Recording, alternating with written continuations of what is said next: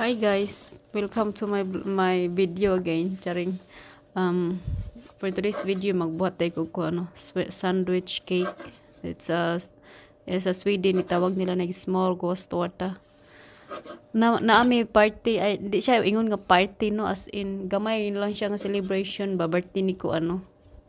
Birthday sa akong kauban diri, so ako siyang gibahatan og small ghost torta, which is kani sandwich cake aron di na ako magpalit-palit oy unya kaya man akong buhaton, so why not, diba? Show your face. So na rin si bin diri. We're making egg today.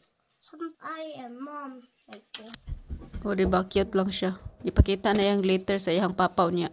So kani day nga kuan kanang ako na sige sa gulan og kanang egg nga giluto no. Tapos akong gi-slice ginagmay nga slice, tapos kani man gud siya nga sandwich cake. Tulo siya ka layer, so kinahanglan po ko maggama og tulo pud ka kuan kanang palaman ba kumbaga.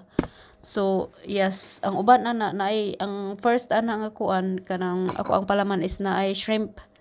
Tapos ako lang gitaguan og gamay-gamayan na akong shrimp, kay ang mukaon ani di siya ganahan og shrimp, di siya ganahan og kanang mga yang mga lasahan niya nga mga kanang smelly so sabto na lang po siya no, kay di man sa hilig sa ingana, so ingana ra na siya.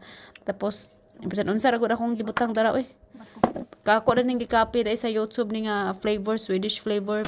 Tapos this is my own version of sandwich cake, Swedish smorgastorta. Diba, pang mix lang na tanan dara.